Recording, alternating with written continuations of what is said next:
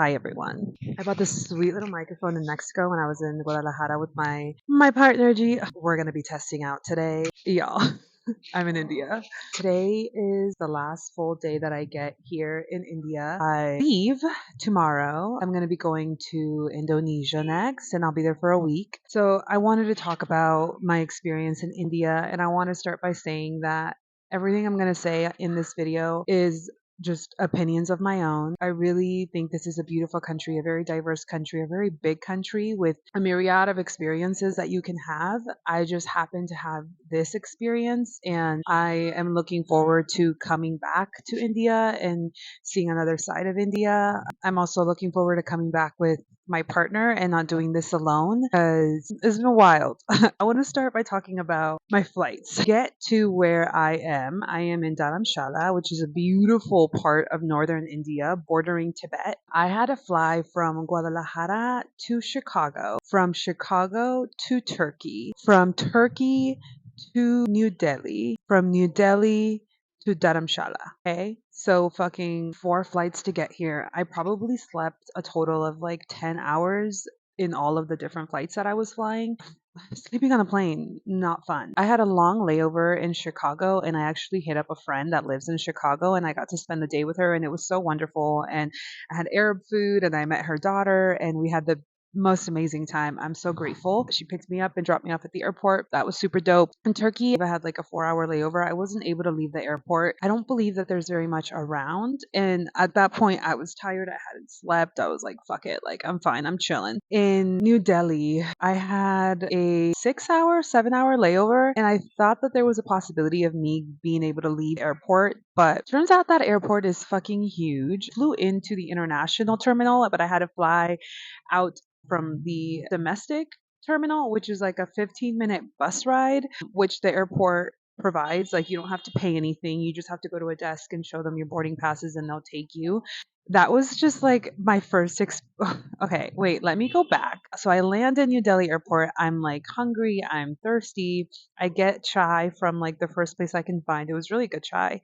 And then I find out that I'm not in the right terminal, that I'm flying out of the domestic terminal. I end up hopping on this bus that the airport provides for you, and there's nobody in there that speaks English, like not even the guy that's getting my ticket. He's responding to me in Hindi, and I'm like, okay, I'm fucked. So I show him like my ticket to make sure that I'm going the right place, and he just like nods. So we're just basically hand gesturing and body language nodding. I get off there and I get to the domestic like check-in process. When I get there, it's absolute chaos. I get in line and it just starts getting increasingly longer, like by the second. And I'm like, fuck, okay, well, good thing I have like 3 hours to spare here. I'm fine. And people start cutting. Everyone's staring at me. I'm not exaggerating. I don't think I'm the most beautiful person on the planet. I don't think that I'm special. I just think I'm different than everybody in this line. People just start cutting in the line, and then other people start getting mad at the people that are cutting in the line. I think it's because some of those people were like gonna miss their flights if they didn't get to the front of the line, which is valid, but also that just incited the chaos because then everybody was like, oh, well, we're all going to cut. If they're cutting, I'm going to cut. And then you've got people that are like, hey, security guard, that person's cutting. I imagine that's what they're saying because they're like pointing at people and they're pointing at each other and they're arguing with each other. And I'm just like, bruh, what the fuck? So I'm just like, and lying, and then people are like yelling at me because they're like, you need to go, you need to cut. And I'm, bro, if I go, I'm pushing people or I'm cutting in front of people. Like, there was just no order whatsoever. Chaos. Everyone was freaking out. Then all of a sudden, the lead front desk gal, she gets the intercom and she's like, anybody that's going on flight, blah blah blah, it is departing, come to the front. So then a bunch of people start coming to the front, and then other people are upset that they're coming to the front, and it's just chaos. Luckily, again, I've got 3 hours to kill, so I'm like, I'm chilling, I'm fine. All I gotta do is check this bag, and then I'm gonna go to the food court because I hadn't eaten for hours. So I do that, and then I gotta go through security checkpoint. Mind you, like, checking my bag was never part of the plan, but I had to because the plane that I was flying to Dharamshala is such a small jet. There was no compartment space. So then we go to security, have a backpack, and again, no order, complete chaos. Everyone's yelling at me. Everyone's staring at me. I'm just like, bruh. I see people wearing shoes, so I'm like, I'm gonna keep my shoe. I'm just like a very observant person, so I'm just looking around. I'm like, if language is not helping me here, let me just mimic what other people are doing. I keep my shoes on because I think it's fine. There's a separate line for female versus male. You can't just go through a metal detector. You also have to get patted by a security guard. I'm in a line. All of my things have already gone through the bar.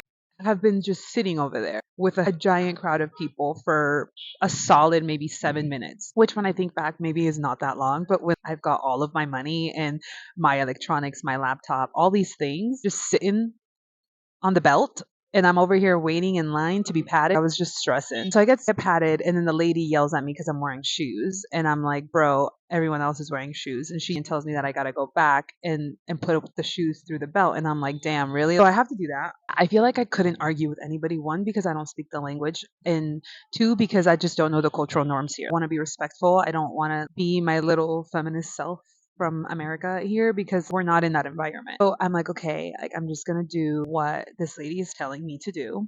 I do that. She pats me down. She seems mad at me, to be quite honest, but I'm like, fuck it, I don't care. Like my stuff is just sitting over there. All my money, my passport, like I gotta go, girl. So I go and all my stuff is there except for my backpack. And I'm like, okay, where the fuck is my backpack? I see it on the ground and I point to it. And then the TSA agent is like trying to communicate to me that there's something in the bag, but cannot because we don't speak the same language. So I'm trying to speak to him in English. He's talking back to me in Hindi, and I'm just like, do you want me to take everything out? And he just goes, yes. And I'm like, okay. So I literally start taking every single thing out of my bag. He just keeps like waiting and waiting for me to take everything out. I've got pens. I've got so many fucking things in that backpack, and I'm just pulling. Finally, he looks through my makeup bag and he finds my eyelash curler, and he's like, he just looks at it and he's like pointing at it like that was the thing that made the machine beep or whatever. Now I've got all my shit on the belt, and I've got other people, just everyone's fucking staring. And I don't mean to exaggerate. Like everybody that was in my surrounding was staring at me. That made me really uncomfortable, to be quite honest. But I'm just like, fuck it. Like I'm gonna get out of here. So already I'm very overwhelmed. Okay. That's just baggage and security. So I get to the food court because I am starving at that point. I look around, and of course nothing is in English because I'm in India. Everything is in Hindi. Not only that, but I don't recognize anything anywhere. I love Indian food. I feel like I've gone to Indian restaurants with friends many times. There's been many different things that I've tried. I'm familiar with Indian dishes. Nothing on any of the boards looked familiar to me. And I'm just like, fuck, like, I have IBS. Like, I can't just be eating fried shit or spicy shit. Things get triggered, and I'm about to hop on another flight. So I circled around like twice before sitting down and then up and being like, okay, I need to eat. Like, it's been a long time that I've been awake and like I need food. So I end up just finding this cafe and seeing what someone orders and being like, okay, I want that thing because that looks good. So I order that thing. I'm finally sitting down and the room starts spinning. The room starts fucking spinning. And I'm like, fuck. I'm about to fucking faint in this fucking place that I do not know. No one's here with me. No one knows who I am. And like what's gonna happen to me? So my first reaction is to call G. So I call G. He's in fucking Mexico, bro. There's nothing he can do. So he like tries talking to me. I'm kind of listening to him, but kind of freaking myself out. And so I just get up and I leave the food. I grab my drink and I start walking outside of that food court because there were so many people, so many people. And so I start walking towards my gate. I'm just like, gee, talk to me, like distract me. Like, I think I can keep walking. Because he was like, if you're going to faint, like, I don't want you walking. And I'm like, I think I'm okay. I just need to get out of that room. I think I need air. And I told him very overwhelmed, like what just happened was just crazy. I think that's just like I'm very shooketh by everything. I start walking to the gate. I find a seat. Also, like the gates, so many people, so many fucking people everywhere. Like the New Delhi airport is fucking insane. I find a seat, I sit down, and I feel like I'm okay. And I'm like, okay, maybe it was just the fact that I was in that room. I had like a couple bites. The food was very spicy. And I'm like, maybe it was the food. Because I also started feeling like I was going to throw up. I end up being like, okay, gee, we talk for like maybe 10 minutes. And then I tell him, I'm about to board another flight. I need to get it together, or I need to think of plan B if I'm not able to get on this flight. And he's like, okay, well, I've got like 7% battery life. So why don't we have you figure out what you want to do and call me back? Let me know. Also, if you start having this room spinning situation again, just call me back. Let me know. So I hang up on him, and instantly the room starts spinning again. Like, all right, This is it. This is where I fucking die. My mind went down the worst rabbit hole where I was just like, no one knows who I am. What if I die here? What if I faint? What if I hurt my head? My mind just went places, went lots of places. So I called G back and I'm like, yo, like the room is spinning again. I'm feeling nauseous again. What the fuck is happening? Just talk to me. Just distract me.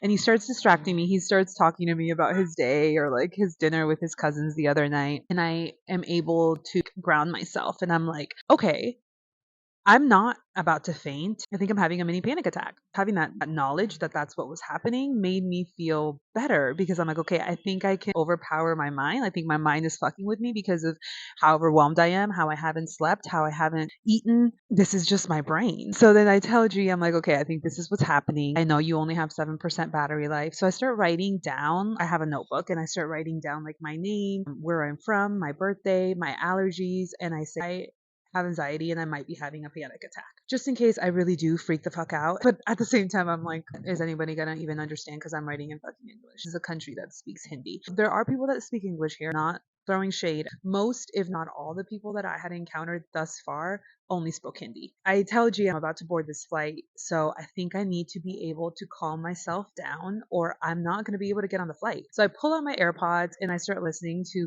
calm music. I go to the bathroom, I freshen up, take some deep breaths, and I realize like, okay, this is a panic attack and I have some skills that I can use to cope, take care of myself whenever I'm going down that spiral. The music and the AirPods, bro, like fucking MVP. Honestly, saved my fucking life.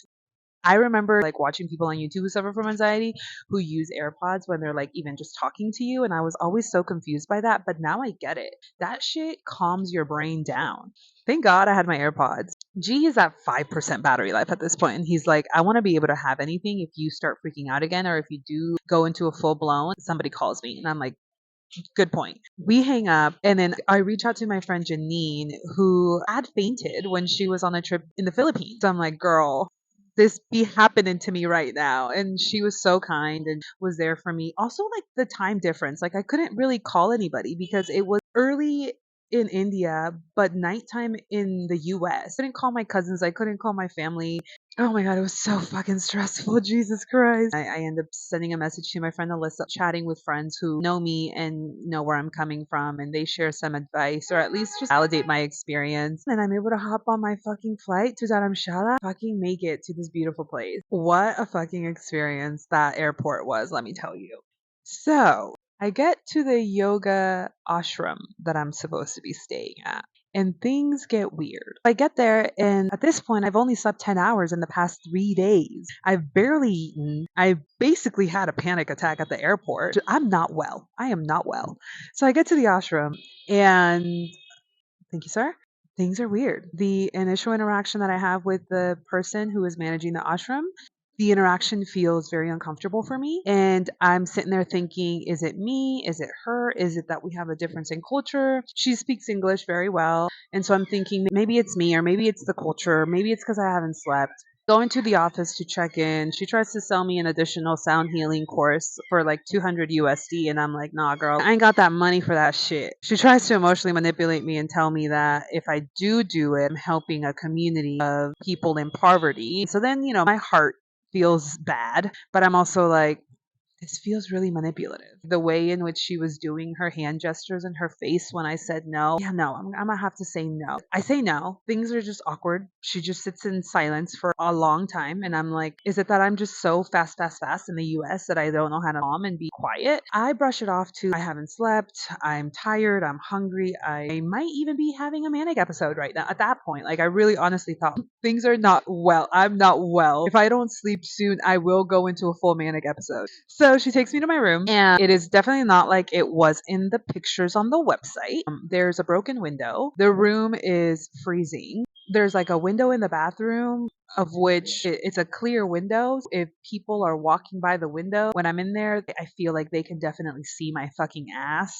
And I'm just like, God damn it. But I brush it off to being in a different country. I say to myself, you know what? I'm in a different country. Maybe this is what it's going to be. And I need to stop being such a privileged little bitch. And I think I need to just humble myself a little bit. And I feel like I had that perspective in Mexico. And I definitely feel like I humbled myself in Mexico. But boy, this was next level. You know what? This is a different country. I gotta just truck along. I try and take a nap. I'm trying to figure out what is happening. I'm trying to figure out why I have this really gross feeling in my gut. They give you chai when you get there, and I'm like, dude, did they poison the chai? Are they going to kill me? My mind was all over the place. Really, I need to sleep. So I try and take a nap. I can't.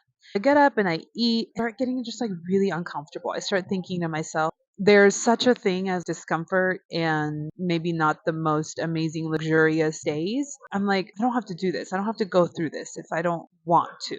There's the other part of me that's like, okay, but you came all the way over here. What are you going to do? This is what you wanted. This is what you asked for. You were willing to be a little uncomfortable. You wanted to be humbled. Mind you, I'm the only person at the ashram. I don't see anybody else. Person goes, oh, there's other people that are just out today because today's Sunday and everyone gets a free day on Sunday. And I'm like, okay, makes more sense. Hopefully I can see the other people. I can talk to the other people about what's kind of going on, how I'm feeling, and then move forward with my decision. After eating, I end up taking a nap. Like, okay, this isn't the most comfortable. This isn't the best case scenario, but it's also not the worst case scenario. And maybe I need to humble myself a little bit. The next day, I meet a couple from Bellingham, Washington, literally like 2 hours away from where I live, and a girl from Merida, Yucatan, Mexico, the place that I was just visiting. And I'm like, oh, bless my people. So I started talking to them. It's really cold at night. What's the situation with the water? See that they're cooking with the tap water. I don't know if that's good.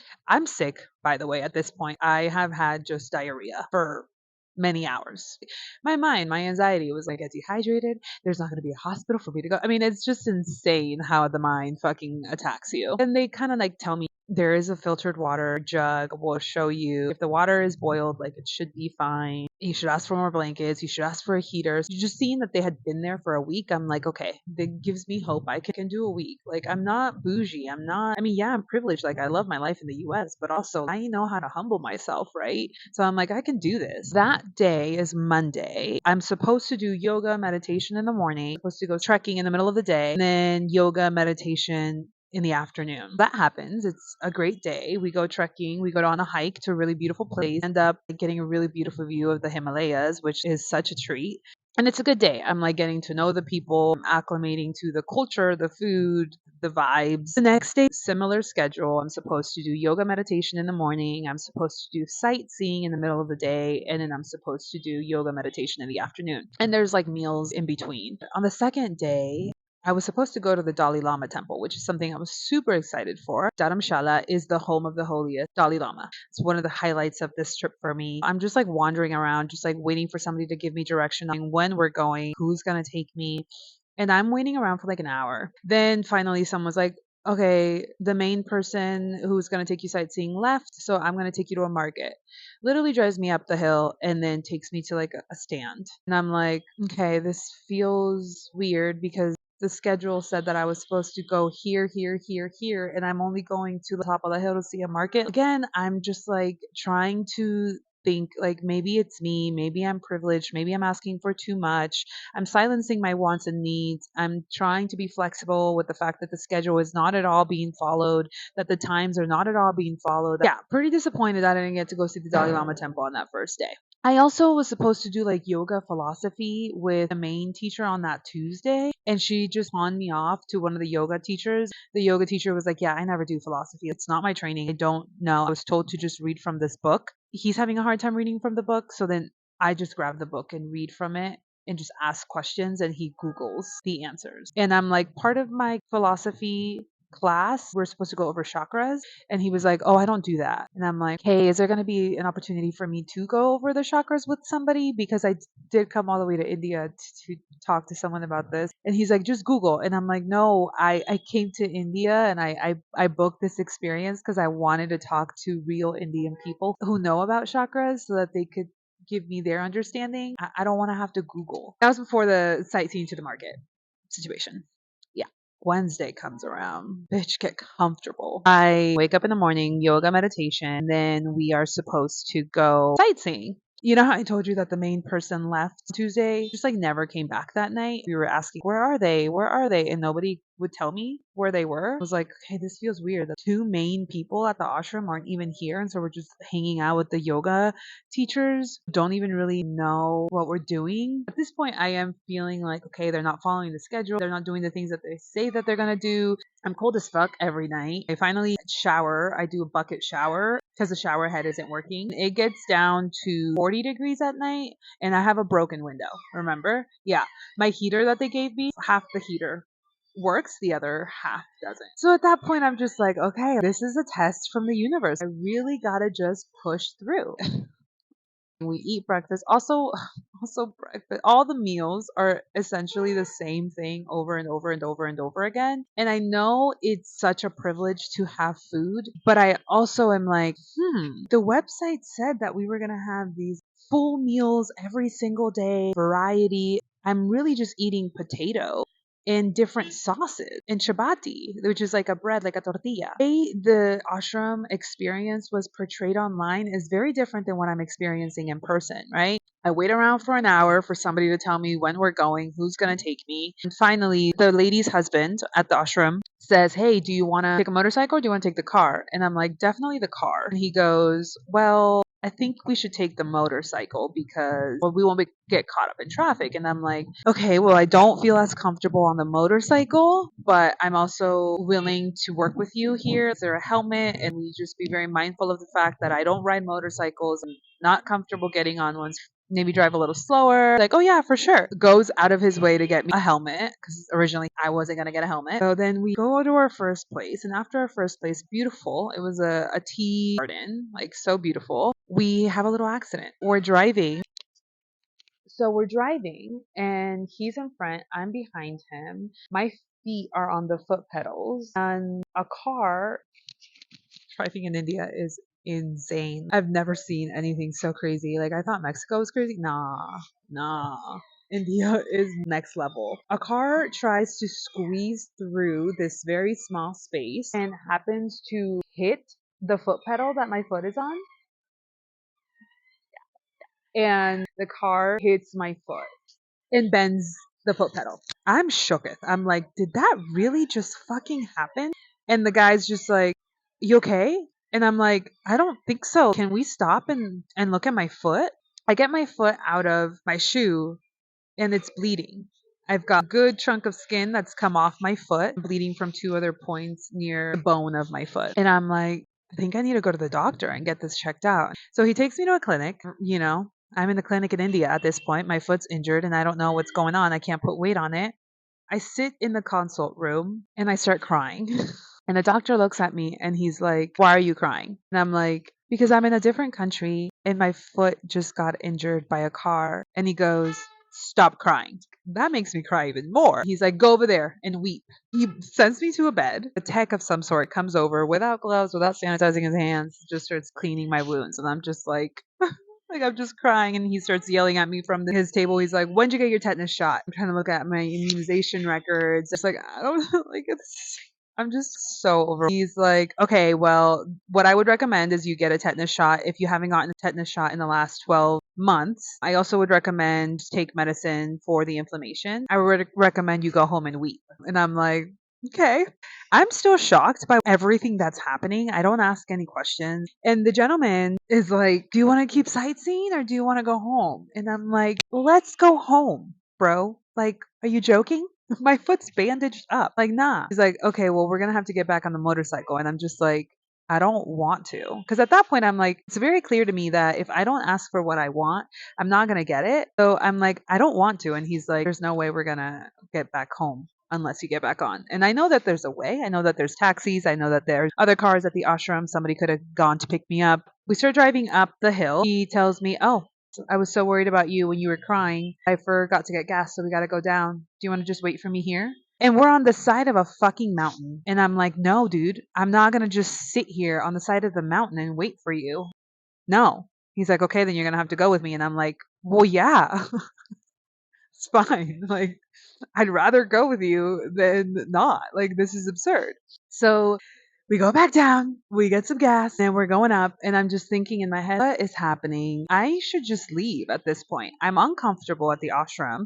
I'm uncomfortable with the everything that they've done so far. Now I'm injured. I can't do any of the yoga that I came here to do. Maybe I should just leave. I get back to the apartment and they're all freaking out. Of course, it's a liability that one of their people has been injured. And I'm just like, you know what? I need some space. So I go into the room and I talk to G. I tell him what's happened. And he's like so upset. And he's like, yo, if you don't want to be there, get the fuck out of there. I'm like, yeah, like that's kind of what I'm thinking. I can't do any of the activities if already the things that they say that they're going to do are not actually the things that they're doing. I think it's the best time to be like, you know what? I'm not going to continue to be here. And I just like look for another place. So I get on booking.com and I start researching areas that are available to house me. At that point, I'm like, bro, is everywhere I go gonna be really cold? Is everywhere I go gonna be like the ashram? I'm scared at that point. I'm reading reviews, I'm looking through a shit ton of hotels. Fucking 2 hours later, I find something and I'm like, okay, I think I need to go. I find this hotel, King Hotel, I think is the name of it. 100% recommend. It's a warm room, running shower, good food, kind people. Like, that's all you need in this life, to be quite honest. Clean. It's clean. Oh my god, the ashram was fucking disgusting. One of the nights, literally, they were cooking and dropped a chapati on the ground and put it in the basket to feed us. Bitch, what? And they turned around and they saw me and they took it out. They didn't take the one that touched. No. They just took the one that fell on the ground. Like, bruh, if this is what they're doing while we're watching, so I booked this place, and instantly within minutes, the manager reaches out to me and he's like, hey, send me your phone number via WhatsApp. I'm going to send a taxi for you if you need it. We're ready for you as soon as you're ready to arrive. I'm just like so impressed. It's the most care that I've gotten the last few days. I start packing my things with my fucking foot. I messaged the lady of the ashram and I'm like, hey, do you have some time to talk? And I go downstairs and she's sleeping. I ask her daughter, I'm like, hey, can I talk to your mom? And she's like, oh, she's sleeping. And I'm like, okay, I need to talk to her. So she comes out a few minutes later. I'm like, hey, I'm injured. I can't continue with the retreat. I can't do yoga. I can't do trekking. I can't do sightseeing. Like, I've been told to just rest. I think I need to go. And her face just changed. You could tell she was not happy with the fact that I was leaving. And I'm like, I think I haven't been receiving the services that I was promised I was going to get. And I'm not going to be here for the next 3 days. So I think it's only fair that you reimburse me for the days that I'm not going to be here. Like, I'm not even asking you to reimburse me for today or yesterday that I didn't get to do the things that I was told I was going to do, but just reimburse me for the future days that I'm not going to be here. And she gets a big smile on her face and she's like, the thing about the money is that, like, I can't, no refunds. Like, okay, that's your decision. If you don't want to refund me, like, I know that on the website it says no refunds, but I'm not leaving because I want to. I'm leaving because I've now injured my foot while being at your ashram. I can't do any of the activities again. And she's just smiling at me and she's like, if you stay, we'll take care of you. And I'm like, I can't stay somewhere where I'm uncomfortable, where I'm cold, where there's a hole in my window, where there's stairs that I have to hop up and down. I can't do that. And she's like, yeah, well, I can't refund you. And I'm like, okay, well, that's your decision. All I can do is write a review about my experience here. And I thank you for everything. And she goes into the room, comes out, and she's like, I can give you 3,000 rupees. She asks me, like, if I've got a taxi or if I've got a hotel. And I'm like, yeah, like, don't even worry about it. Like, I've got everything. So I go grab my things. I go say goodbye to the friends I've made. And I leave. As I'm driving back with the taxi, like, he starts asking me, how's your experience been at the ashram? And I'm very reserved at this point because I'm like, this is a fucking small town. What if they're friends? And I'm like, I'm injured, so I have to leave early. But I'm glad I'm leaving early because I'm not getting what I said I was going to get at the ashram. And I could fucking dive deep into that. Everything was fucking filthy, bro. Nothing was clean. It was very hard to understand the instructors. The other students are having a very hard time understanding. It was just a fucking shit show, dude. I'm being really reserved with the taxi driver because I don't want to talk shit. And he's like, yeah, you don't know how many times I've picked somebody up early from the ashram. They don't stay the full time that they're going to stay because of such a horrible experience. This place has a really bad reputation. I'm not going to say the name of the place, but if you reach out to me directly, I will tell you the place information so you can do with it as you wish. The taxi driver's just like, yeah, like, people leave early all the time. I always feel bad when I'm driving someone there because I know that their experience is not going to be what they signed up for. And I'm just like, damn. That's so fucked up. I get to the hotel. Everyone's so kind. They like help me with my bags. My room is warm. There's food that's got variety and delicious seasonings. And I'm just like, aquí soy. This is such a better experience already. And it's like day one. I messaged the Merida girl and I'm like, yo, check this out. And she's like, send me the info because I might want to fucking go and stay there. And I'm like, yeah, girl. The following day, I am in fucking pain. My foot is like, I can't put any weight on it. And I'm like, I think I need to go to the doctor. Like, I think I actually need to get x-rays. I end up going to a Tibet hospital. It's like 5 minutes away from the hotel that I'm staying at. Everybody's super kind. People are wearing gloves and washing their hands and being sanitary. And the doctor is just very kind, orders me an x-ray right away. The x-ray tech is super kind. Everyone's asking me where I'm from because I can't figure out where I'm from. And the taxi driver he's basically patient navigator, just like talks to people in Hindi when needed, helps me. He also had not so great things to say about the ashram, scolds me and is like, yo, like you gotta ask for what you paid for when you're out here. Like, you're not gonna survive India. I'm very much like, wait my turn and just like be kind and just like be patient. And that's just not the vibe here. It's just not the vibe. So we get through, nothing's broken. They give me an ointment for my wound because it's pretty fucking gnarly. At the previous clinic, really just like bandaged it up, didn't tell me anything to do with it. It can get infected for sure. The doctor at the Tibet hospital, sir, gives me an ointment. I end up making friends with the taxi driver. He's been driving me around everywhere. I was told to just take it easy, and so I kind of have been taking it easy. I went to a coffee shop and just like read and just like really took it easy. One day I ended up going to a Tibetan refugee center where they teach English, and I went to their like conversation hour. I got to just like sit with three monks, and there's like questions on the board that you discuss. The questions were, what do you do when somebody passes away? Is happiness the most important thing? How do you travel? Is it hard to travel alone? One more question. Should you always be on your best behavior? I read the questions. They wanted to hear how you say it in English. And then they go around and they read the question and then they give me a response in English to practice their English.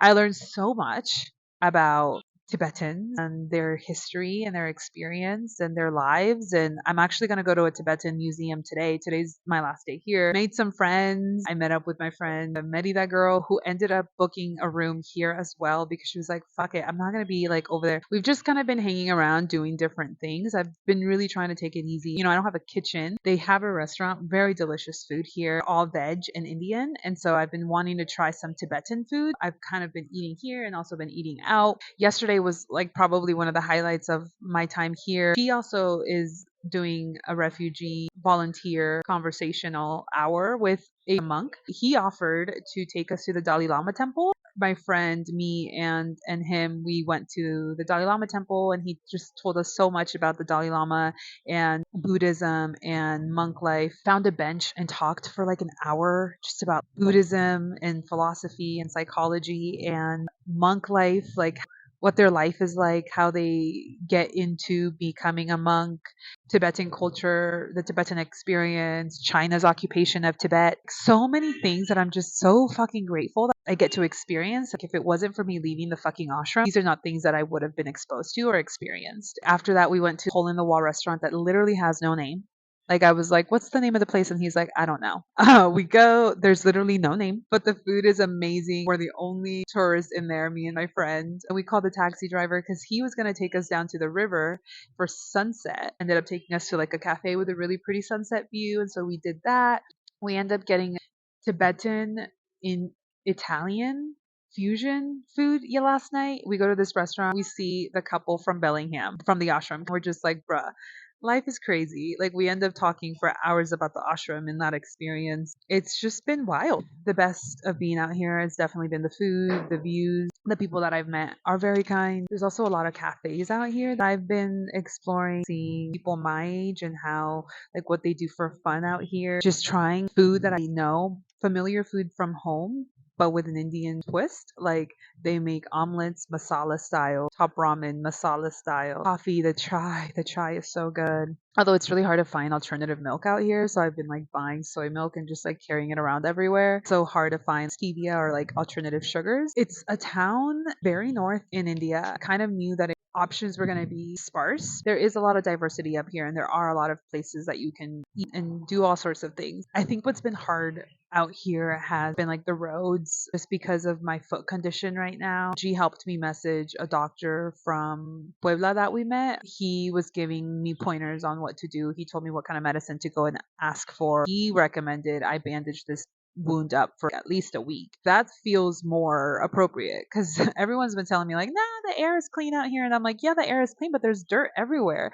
And there's monkeys and cows and they're shitting everywhere. And my foot could get infected. Other stuff that's been hard is just like the difference in culture. I think Indian culture is very beautiful and there are a lot of similarities with Latino culture, but there are also a lot of differences. The language being a barrier, customs being different. Sometimes I feel uncomfortable when I'm walking by because everybody stares. I don't even know if it's catcalling, but like I'll be walking and people will be like, hey, hey, hey, what's your name? What's your name? What's your name? Where are you from? Where are you from? Like trying to talk to me. And then there's, of course, like you can tell that I'm a tourist. And so everyone's trying to sell me things. And that's always uncomfortable for me because I'm like, I want to buy things from you. I want to support you. Also, a lot of people that are begging for money. On one of the days, there was a kid who was like begging for money, and I'm like, I will buy you food. And so then he was just like asking me to buy him a bunch of stuff, and I'm like, no, like I'm just gonna buy you a meal.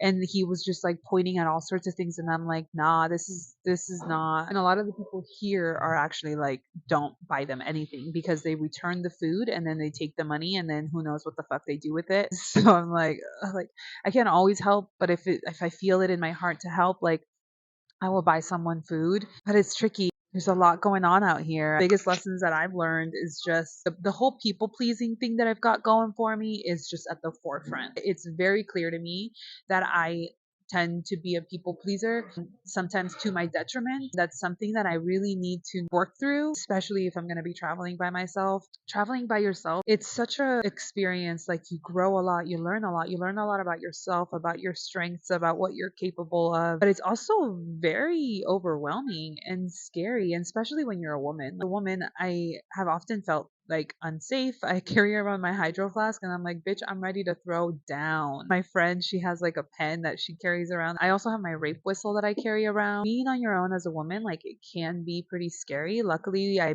met that friend that I told you guys about, the taxi driver. He's so kind. He's taken it upon himself. We exchanged WhatsApp and he's like, if you need anything at all, like just let me know. At the point I was like, I think I need some antiseptic for my foot. He's like, I got you. I needed milk at one point. He got me. Anytime I want to go anywhere, I'm like, hey, are you free to take me here? He's like, if I'm not available, I will send someone. It has been really refreshing finding those good people. Got my friend who we've been like doing some things together, although she does go to the yoga ashram at times. Like she's there today. And so I have had some solo time as well. And that's been nice. I think the biggest thing too is just like advocating for myself. If I don't advocate for myself, nobody else is going to. A perfect example of it was when we were at the Tibetan hospital. I had been waiting to get my x-ray and somebody just showed up and just got in front of me. Like people don't believe in lines here. I don't know if that's an umbrella statement, and I'm sorry if I offend anybody by that, but literally there's no order. No order. And I'm so accustomed to waiting my turn. And the taxi driver, he sees that the person cuts in front of me. He grabs the slip and he just like puts it in front of the person that's supposed to get our slips. And he's like, you got to do this. This is how you got to work in India. These are the things that are super uncomfortable for me. Even asking for a refund to the lady at the ashram, that was super uncomfortable for me. And I felt bad, but there was a part of me that was like, this is a fucking shit show. This is a fucking scam. And I know that they're just taking our money and giving us the absolute bare minimum. And so I need to advocate for myself. I need to ask for the services that I paid for. But I'm also so proud of myself for having done that and for having asked for what was mine. I mean, even if the outcome wasn't what I wanted it to be, even if she didn't refund me the full amount, I showed that I wasn't just going to back down. And let me tell you, I checked in at the hotel and I think it was that night or maybe the following night, I just like spilled page and a half worth of review of this place. I was like reading the Google review policy and I was like talking to friends from the ashram and I'm like, I need to not be so emotional when I write this. I'm also gonna post it when I leave the country because a bitch is a little scared about this hoe. Like this hoe, she got some witch shit going on. Like there's a vibe, bro. I am gonna write a review, not because I'm trying to talk shit. And honestly, like even in my review, like I'm gonna wait until I'm not as emotional and I'm gonna rewrite it and gonna get straight to the point and just say what my experience was like because I think it's important for people to know what they're getting themselves into before they come out here. I think it's my responsibility because what's crazy is I had read the reviews and there were a shit ton of good reviews. Not only that, I went above and beyond. I went on their Instagram. I found somebody who had gone to the ashram. I reached out to her and she recommended I go. And so I'm very, like, we were talking about this last night where we were like, some people are having different experiences. I almost feel gaslit. Like, there are times where I'm like, is it just me? And it's nice that we all kind of experience this together because we were talking about that last night. We're like, if we would have just been one of us, I think we would have convinced ourselves that it wasn't as bad as it was. But bitch, like this place is crazy. When I think back, I should have really listened to my gut from the beginning when I was feeling uncomfortable, when I was seeing things. And I really should have also addressed my needs when I needed a thing. Like I should have been like, hey, this is uncomfortable for me. And then if it was a cultural thing or if it was like, no, this is how the ashram functions, that would have been a thing that they would have told me and then I would have accepted my reality. Sometimes we preemptively avoid asking for things or we ignore our feelings because we think like we're asking for too much, especially me. Like I am notorious for feeling like I'm always asking for too much. I don't want to bother people. Even when I got to eat at restaurants, G and I always disagree that because he's like, I want to ask for this, I want to ask for that. And I'm like, oh my God, like don't be that annoying person that has to ask for all these things. And he's like, I'm a paying customer. If I need salt, like I'm gonna ask for salt. Like the worst thing that they can say is no. And I'm always like, yeah, you're right. This is just another lesson in my fucking toolbox to remember that you're not asking for too much. You're not taking up too much space. You're asking for what you paid for. Ultimately, it's on them if they can't fulfill the request, but it's on you if you didn't even ask. I think that was part of my reasoning for why I felt like I needed to ask for a refund. And I knew that she was gonna say no. It's stated on the page. I also like that should have been like a fucking red flag too. She only wants cash. It's just unfair that she gets to do this to a bunch of people and like nobody says anything. Or I don't know if the experiences, I mean, I don't know. Many times where I felt like a crazy person. I'm also super grateful that I'm safe and that I'm well and that this foot injury, isn't that bad. It could have been so much worse. I could have lost my foot. I could have lost toes. I could have been severely injured and I wasn't. I didn't break a single bone. I'm like protected, bro. And this honestly all feels like it was part of a plan to help me see and grow from this. Still kind of processing everything that's happened. Just so grateful that I've been protected this far. Coming out of the ashram and being in McLeod which is the area that I'm staying at in Dharamshala, I'm seeing another side of India. And I'm also getting that fusion of Tibetan culture because there's so many Tibetans here because of China's occupation. I get to learn about that because I am out of the ashram, like exposed to all of this information. So there's just so many, everything is going according to plan. I really truly feel that. And I really truly feel grateful that I am safe and that I am well. I feel it in my heart. Like I will come back to India. I don't want this to be my only experience of India. I think there's so much diversity in this country and there's so many more sides of it. There's so many different types of experiences to have. I'm not going to let this experience taint my view of India and its culture, but this is for the books. I haven't even told my mom about my injury because I know she's going to fucking freak out. I haven't even called my grandma for the same reason because I know she wants to be updated. So crazy. I'm learning so much. I'm so grateful that I'm doing these videos because there's just so much happening. So just like a quick check-in on where I'm at emotionally. I miss G a lot. I think there's a lot of beauty in like traveling alone, but to go out to these crazy places, I don't know if I want to do it alone. I think I would really appreciate having another person here with me. It's been really cool that I have found my friend who's from Merida and like we've experienced a lot together. It's nice to bounce ideas off of and to find validation. It's also been nice to meet other people. I don't know if I would be as open to talking to other people if G was here. Whereas like because I'm alone, I'm finding myself having to search for connection with others. I do miss him so much. He's having a blast in Japan and I'm so happy for him. He's living his best life. He's fucking doing like open mics and volunteering, cleaning up rivers and hanging out with nomads in Japan. He's living his best life. I really have reached a place where I miss home. I miss my family. I miss my pets. I miss my friends. I miss my life. I miss my routine. And I was telling my friend last night, I'm like, girl, I feel really grateful for this experience. It's crazy because I always wanted this to be my life. I always dreamed of being able to travel for so long and not have to worry about coming back, just having a lot of freedom around that. But now that I have it, I'm just like, bro, I miss home. I miss stability. I miss feeling grounded. I miss routine.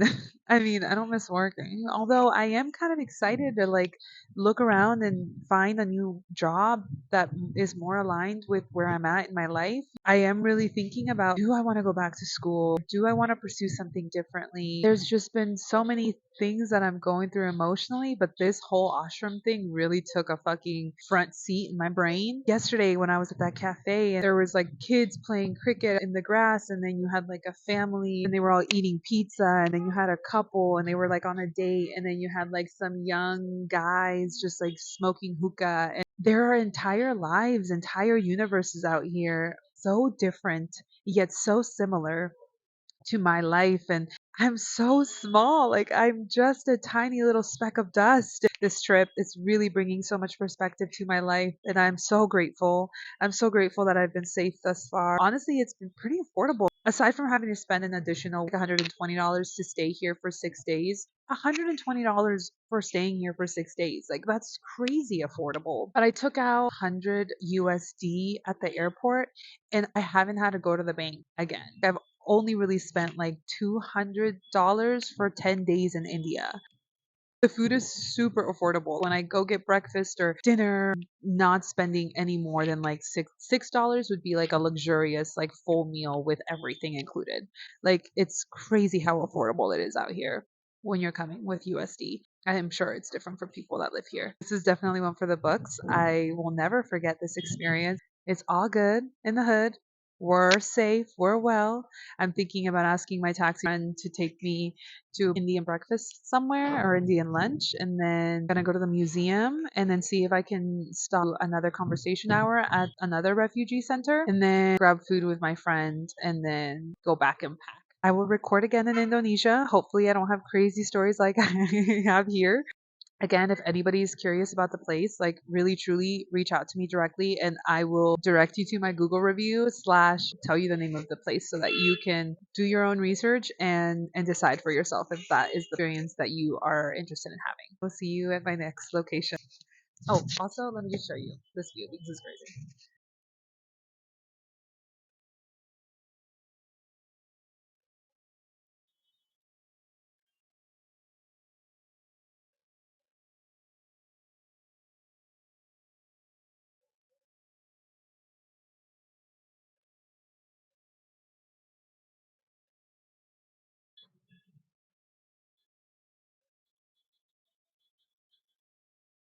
Thanks for watching.